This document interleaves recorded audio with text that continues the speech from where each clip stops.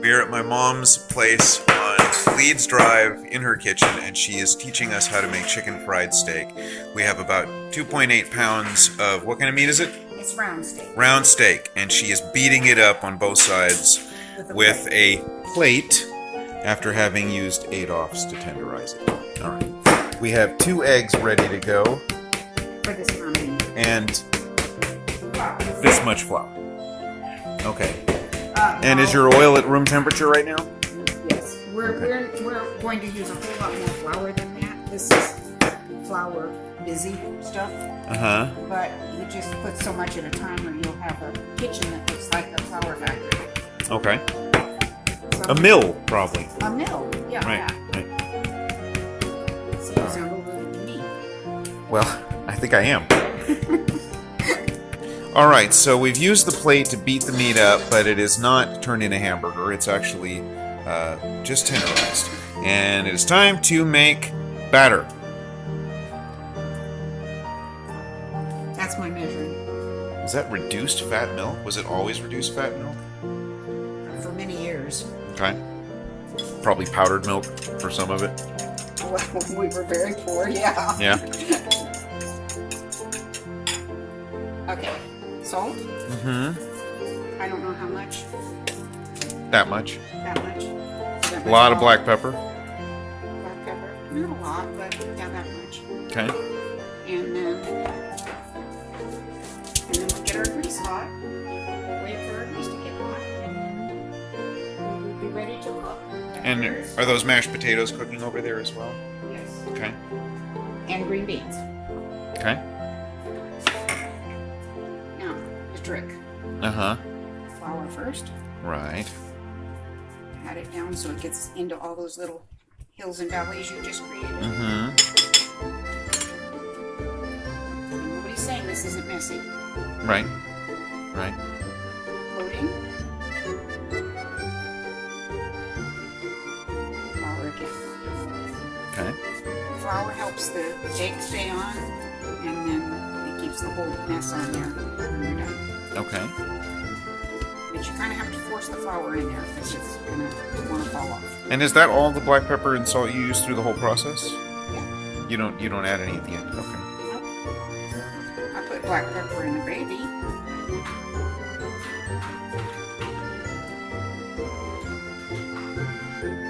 So how hot do you like your oil?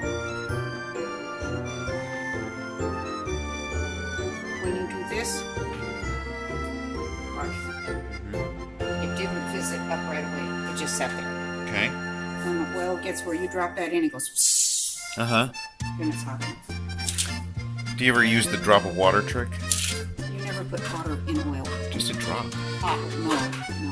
I do it every time I fry. You get shot in a restaurant for that because it will create a house fire. And I ain't kidding. Once when I was at a restaurant my mother worked at, we used to play around in her restaurants, especially close to closing time. Mostly empty, me and my teenage friends. And the cooks and us kids, teenagers, got an ice fight. And one of us ran into the kitchen and threw ice at another one near the food fires. Jesus, you'd have thought we'd just murdered 10 people. Well, that's an ice cube. I'm talking about a drop of water now. Well, any kind of water. I've got to defend myself because I haven't died in a fire yet. Okay. When I was designing houses in LA, and they would ask me to put one of those stupid fountains over the fire, I would decline. I would say, you want to do that? It's on you. I'm not doing it. What stupid fountains over the fire? Hot fillers. They put, they're going to make pasta or something. I don't know. They put a faucet right there on a swivel. Well, that's insane. Oh, yeah, super hot fillers. You should never do that. My point exactly. Okay. Because if you are too weak to carry a pot of water or put the pot there and carry a pitcher of water, you shouldn't be in the kitchen. Well, some would argue that I shouldn't be in the kitchen. I wouldn't. I've had some I figure I'm safer there than driving to get food. And I'm going to keep my mouth shut. Yeah. Okay, yeah. Okay. The reason that flour is sitting there is because I'm not going to be having enough flour for this particular one. It's kind of a loosey-goosey sort of. Now, I'm amazed you can do that without contaminating the entire kitchen. I have a big kitchen. Yeah. Now, see this? See what it does? It fries instead of sitting there on top looking like oatmeal or something. Between my various female associates, they have me so paranoid about contaminated kitchens that if I'm making chicken, I wash my hands about 3 times a minute. And it really slows the process down. But it's the right thing to do. It is. And no matter how many times you do it, you will make mistakes. And I have had, well, I could have had Monica kill me. Uh-oh, sorry. Speaking of which. Forgot to turn that on. Exhaust fan, please. I'm getting there, hon. I'll get the stick and get that turned off. Okay. We'll come back to you in a minute. So the good news is nothing and no one is on fire. All right, and we're back. And this doesn't take very long, really, at all. The meat is very thin. So you had that, what, like 2, maybe 3 minutes on the side? Maybe. I'm not good at that. I just wait till it's done. Okay. So Monica was catering a wedding and asked me to go with her because it was kind of a fancy wedding. And she wanted somebody there who'd not show up in muddy boots or something and have her hair down around her face. So we're serving dishes, and I have made rose tomatoes, where you cut them up in rose bits, and they were decorating the potato salad dish. Well, one dish was getting empty, and they were bringing another dish in, and I was using a spoon, so I didn't have gloves on. And when they brought up, said, we have the next dish, I said, okay, and I reached my hand in front of the whole line of people and picked up the tomato. And as I picked it up, I went... Which any home cook would do. Yes, but I wasn't at home, and it wasn't my family I was feeding, and Monica would have got mad at me, but she said I looked so horrified she didn't want to add to the trauma, which was nice of her. So you'll know from the time seg on this video how long she kept it on the side. I'm guessing probably 2 minutes. Well, you can tell when it's done. No, you can tell when it's done. Huh. Well, if it gets way brown, it's not done, it's burnt.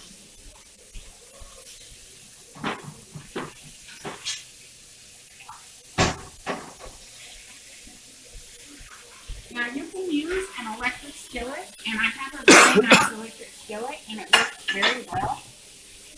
But it's next to impossible to make gravy in an electric skillet and then pour it into a bowl.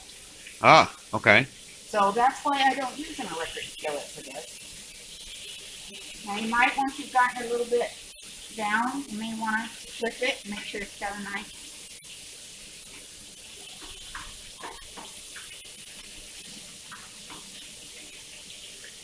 Now, top to bottom on this process, about how long does it take you to make a family dinner? Well, the green bean, and it depends. Those are hand-picked and hand... So you had to take the those tips off them and so forth. Yeah, I started those 2 hours ago. However long it takes you to peel potatoes, and that's how used you are to peeling potatoes. Some people it takes 3 weeks. The fried chicken doesn't really take that long, or the steak doesn't really take that long, actually. Now, I used an electric fryer once to try and make fried chicken wings for people.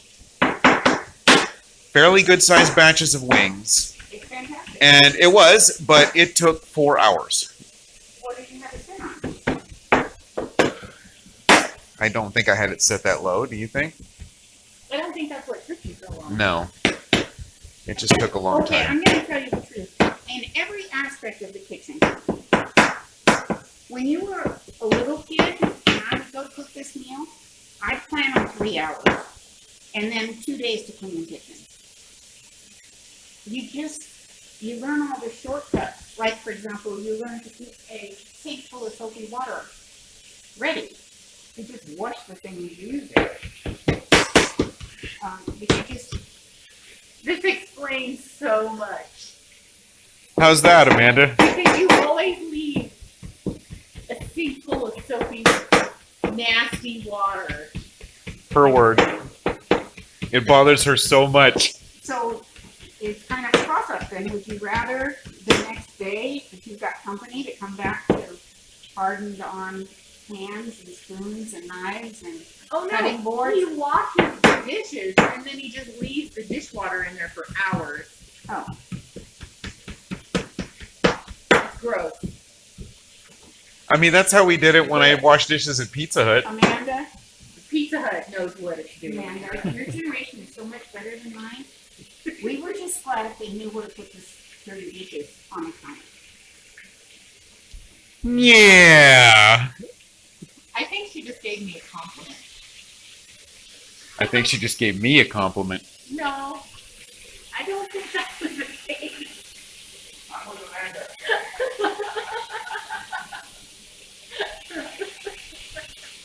And Rick doesn't fall into that category. Truthfully, he doesn't. He's very neat in the kitchen.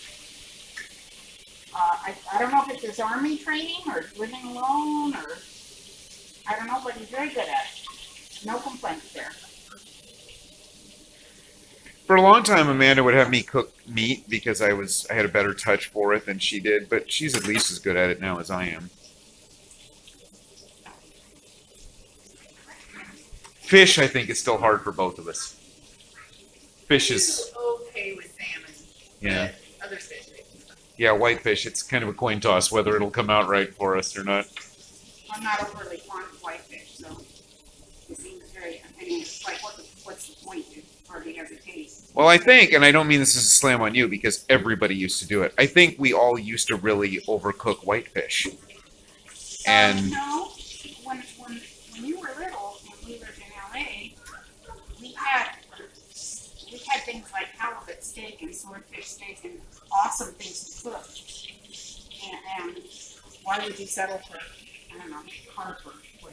well, that's for sure. I mean, there was always like rock cod around the house and There was good stuff that Dad caught. You know, we'd eat swordfish and we'd eat shark even. My favorite was halibut. We'd have big, thick 2-inch halibut steaks that steeped in oil, which were awesome. How old was I when Dad was commercial fishing? He wasn't commercial fishing. Was that, maybe that's why, because I couldn't figure out how it timed out with Stylecrest. No. What he was is he fished since he was a boy with his uncles and his dad and everybody. And all the charter fishermen that ran charter boats knew him. And for extra money, if they were short a crew hand, they would call him and ask him if he was free to go out, usually for the night. They go out on the night and fish early the next morning. And was that during Stylecrest? Yeah. Oh, okay. Yeah, I could never make sense of that. But on the weekend, and he got to go out on a charter boat for nothing, plus he'd get paid a little bit for it, or at the very least get a lot of fish for us. Right. Which is why we ate a lot of fish. So I would have been 4 or 5. From birth up to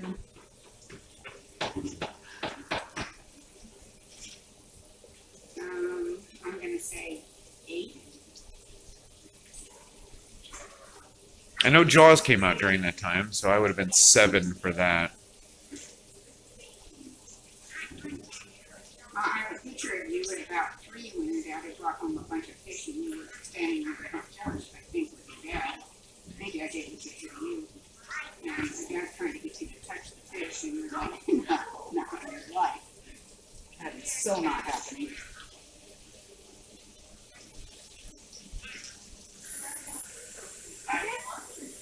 So I make it ready. I write a plan.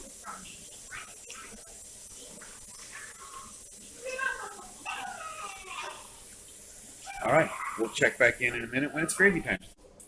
Before they had this corn oil and vegetable oil, Mm-hmm. it was lard or turkey. What do you prefer? All things being equal. I like the convenience and the lightness of that, but there's still things that, given a choice, I use bacon fat because it just tastes so much better. It's salty. It adds a flavor. Yeah. Bacon fat, you know, a nice fresh bacon fat in your pancake batter. I mean, you don't even need bacon with your meal. You're good to go. Now, what are these pancakes you speak of? What do you mean? You want pancakes with this? No, Amanda and I have had actual pancakes, once this year? Yeah. Yeah. The place hasn't made It's so rare we enjoyed Denny's. That's how insane that is. Sometimes, in fact, Grace asks for waffles and pancakes on the same breakfast. And because it's Grace. And because, yeah, you're a grandparent. Yeah. I'm trying to imagine what the response would have been if, I don't know, I asked for waffles and pancakes in the same meal. When I was the sole support of a family and worked Uh-huh. 24 hours a day and was doing good to get any kind of food on the I table. feel like you'd have pointed me to the cereal.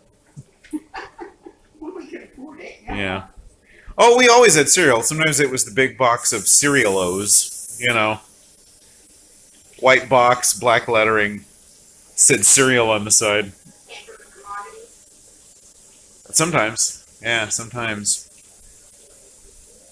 We always had butter and cheese, though. Because of commodities. I don't want to make you feel old or anything, but Amanda and I are now Costco members. And I am no longer. You are not?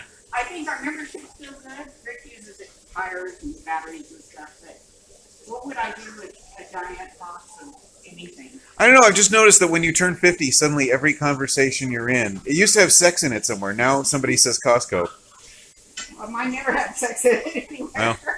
Well, did you at least get to the Costco phase? Yeah, there was a time. Don't you remember I used to drive up to Tulsa because they had a Sam's Club there? No, I don't remember and I that. would pile the car until you could not move on the car. I gotta hand it to them. They actually do have really good deals. Well, I had 4+ kids because they were always bringing home friends. We had friends. You did. I swear. You still have those friends. Some of them. Probably. Eric says hi, by the way. I've So, gotten in the habit of using half milk and half water. When these guys were little and I couldn't afford that much milk. in case I didn't get it earlier, we're looking at about probably 3/4 of a cup of flour and most of the grease that was left, not all of it, and a heaping teaspoon of sugar. And whatever was in the drippings from the Right. Not seasoned. The only seasoning in it is what came in with the steak, and it's at a fairly brisk boil. So far. Okay. If you do not have these, get them. Have what? Those salt and pepper shakers that are large size, Uh-huh. because that's the only way you're ever going to learn how to salt and pepper food. I mean, you just stand over with a salt shaker for a week, or dump it in your hand and have too much, or.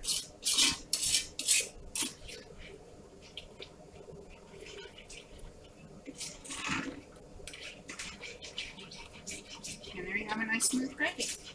Okay. So you Didn't take long. primarily reduce that milk and water. Yeah, I'd say about half and half. Yeah.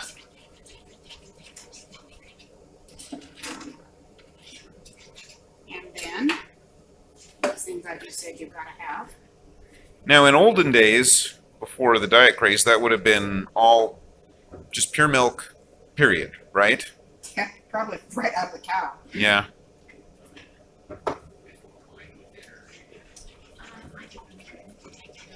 Yeah, I've got soda for days, but thank you.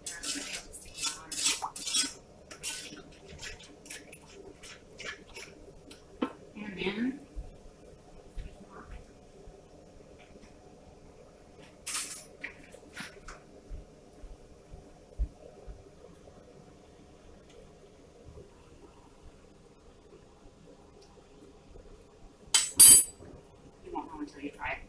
Right, sure. Now, if you're making a big batch of gravy and you really aren't sure you got enough drippings in there for flavor, a bouillon cube makes a nice addition. The beef bouillon? Yeah, just break it up. In fact, that's true in chicken gravy. You can use it in breakfast gravy. It's a nice, easy to store, to have on hand. Unlike that kitchen flavoring stuff they make for gravy, which tastes artificial to me. To me, some of the bouillon cubes taste a little... Well, you do a certain way, but if you're just adding that little much in there. Yeah, yeah.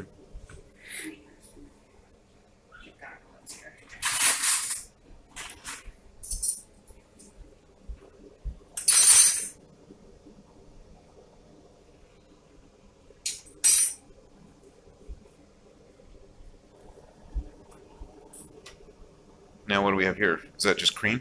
Just cream.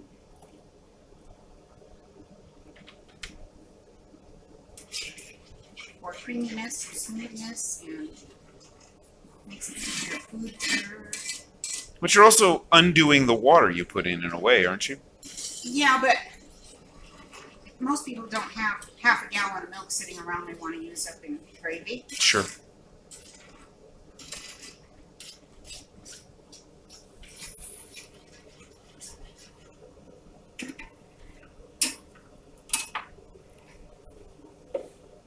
And it's not milk pale in real life, but almost. Well, depending on what kind you're making. Depends on what kind you're making. If I was making it for a roast beef, I wouldn't have used, I'd hardly use any milk at all. I use mostly water. And I would have browned the meat a little, the leavings a little more. This is a different dish, so.